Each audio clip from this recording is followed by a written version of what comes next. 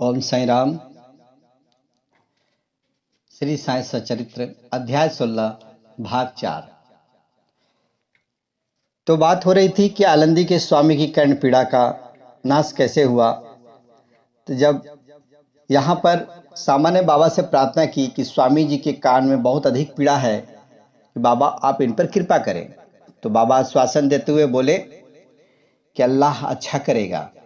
स्वामी जी पुनः वापस लौट गए और एक सप्ताह के बाद उन्हें शिरडी पत्र भेजा कि कर्ण पीड़ा शांत हो गई है, परंतु सूजन अभी पूर्वत ही है।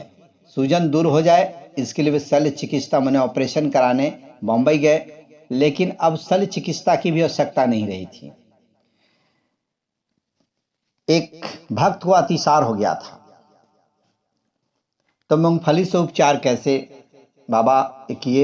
एक अन्य भक्त काका महाजनी को अतिसार हो गया और बाबा का सेवा क्रम कहीं टूट न जाए, इस कारण वे एक लोटा पानी भरकर मस्जिद के कोने में रख देते थे ताकि शंका होने पर शीघ्र ही बाहर जा सके। श्री साईं बाबा को तो सब मालूम ही था, फिर भी काका ने बाबा को सूचना इसलिए नहीं दी कि वे रोग से शीघ्र ही मुक्त हो जाएंगे।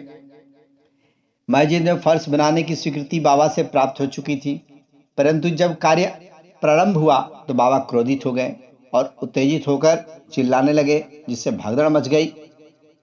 जैसे कि काका भागने लगे वैसे ही बाबा ने उन्हें पकड़ लिया और अपने सामने बैठा लिया।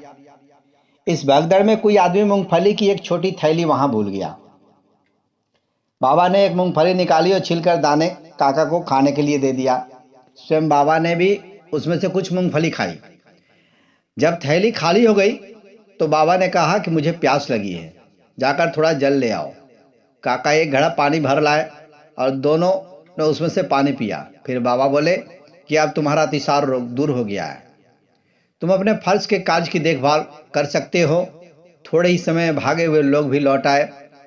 कार्य पुनः प्रारंभ हो गया और काका का रोग अब प्रायः दूर हो चुका था। एक श्री दंतोपंत थे जो 14 साल से पेट के रोग से पीड़ित थे, जो कि हरदा के रहने वाले थे। और इनका उदर पीड़ा का मतलब जो कैसे निर्मित हुआ वो बाबा ही बताएंगे। तो हरदा के श्री दंतोपंत 14 वर्ष से उदर रोग से पीड़ित थे। किसी भी दवा का कोई असर न हो रहा था, उन्हें कोई औषधि से लाभ न हो रहा था। अचानक कहीं से बाबा की कृति उनके कानों में पड़ी तो वे शिरडी आए और बाबा के चरणों की शरण ली। बाबा ने प्रेम दृष्टि से उनकी ओर देखकर आशीर्वाद दिया कि अपना वृद्धस्थ अपने मस्तक पर रखा। आशीष और उदी प्राप्त कर वे स्वस्थ हो गए तथा भविष्य में उन्हें फिर कभी कोई पीड़ा नहीं हुई। इस तरह माधवराव देशपांडे का भी एक जो भक्त थे बवासीर रोग, उनका भी सही हो गया बाबा का आशीर्वाद से। और गंगाधर पंत, उनका भी कुछ उदर पीड़ा था, वो भी शांत हो गया और सही हो गया पूर्ण रूप से। नाना साहेब चंदोरकर की भी उदर पीड़ा थी, उनका भी मतलब निवारण हो गया बाबा के द्वारा। तो बाबा का आशीर्वाद ये सारे भक्तों को मिलता रहा और आप भी बाबा का आशीर्वाद प्राप्त करें। तब तक के लिए ओम साई राम, जय जय साई राम। और इससे आगे की अंक की प्रस्तुति अगले अंश में किया जाएगा।